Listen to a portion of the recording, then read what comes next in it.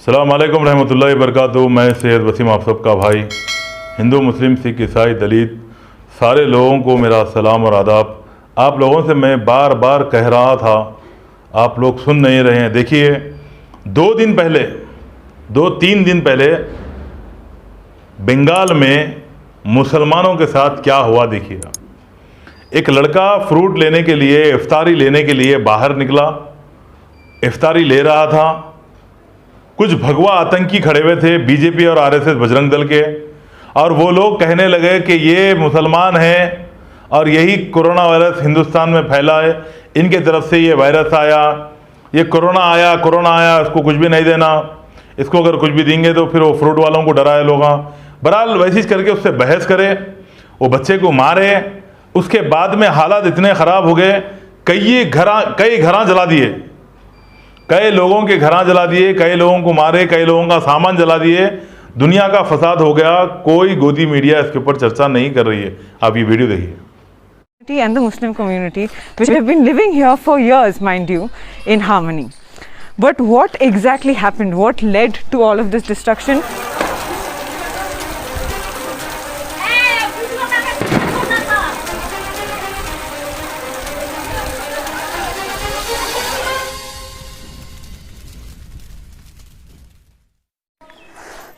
This is the entry to the Telini Para area. A little ahead is what we call a Muslim basti. Now the Muslim families here say that since the coronavirus outbreak, and especially since the news of the Tablighi Jamaat broke, they have been subjected to constant stigmatization from people of other communities who are living around this area. In a way, what happened here over the last 3 days is a manifestation of the stigma that the community has been facing over the last many months. अपनी बहन के साथ बाजार करने गए थे तो उस पीछे से कोई टोन मारा कि देखो देखो कोरोना आ गया। तो हम लोग ताक के देखे, भाग गया लोग। रमज़ान का सामान लेने जा रहे हैं, टाँती पड़ जा रहे थे सामान लेने। तो वहाँ पे ताना मारा लोग, ऐ कैरी बैग मत देना इसको, हम लोग किस पे सामान ले जाएंगे। कैरी बैग देता था ना, उसको रोक दिया। मियाँ के दुकान पे एकदम जाना मत, उस पर कोरोना है, लेके आएगा तुमको अपना इलाका से निकाल देंगे। वो बंगाली को बोल रही। ये जब से दिल्ली में हुआ है तबलीगी जमात वाले से, तब से ये सारा मुसलमान को कोरोना कह रहे हैं।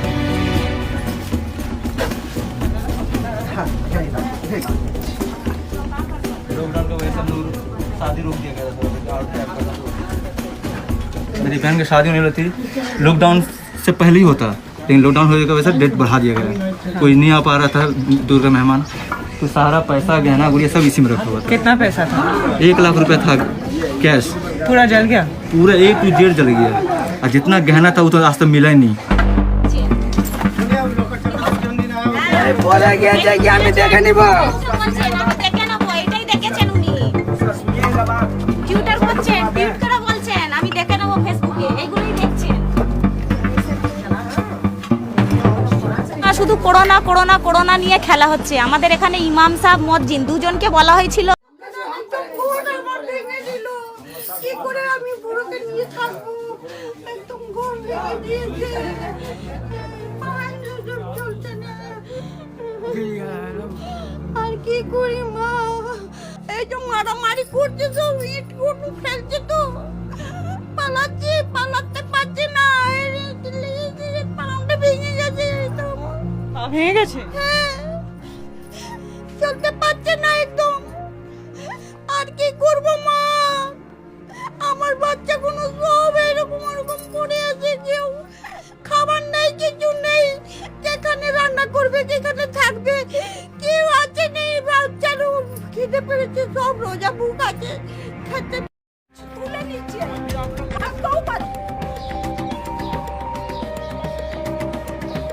Definitely, there was some planning behind this because we took control over this incident on Sunday night itself.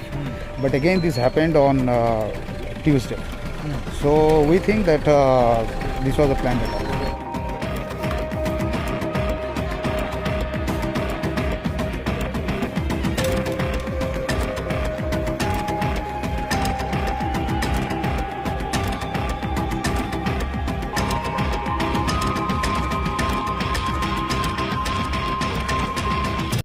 देखा आपने किस तरीके से हिंदुस्तान में बार बार मुसलमानों को टारगेट किया जा रहा है।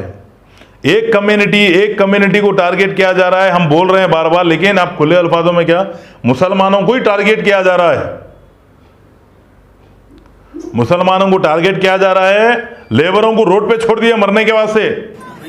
ना उनका खाने का कोई पूछने वाला है, ना पीने का कोई पूछने वाला है। उन लोगों को मरने के वास्ते वेदा छोड़ दिए, जिसके अंदर हिंदू, मुस्लिम, सिख, ईसाई, दलित सारे लोग हैं। लेबर तबके को वैसा मरने के लिए छोड़ दिए। और यहाँ पे ये आरएसएस के लोग जो है तो बीजेपी के, बजरंग दल के लोग ऐसे ही गुंडागर्दी कर रहे हैं। ये सब चीज़ों का जिम्मेदार कौन है? ये बीजेपी पार्टी, बीजेपी हुकूमत है जो, और उसके साथ में ये गोदी मीडिया है जो हिंदू मुसलमान करते करते लोगों के दिलों में जहर भर दी।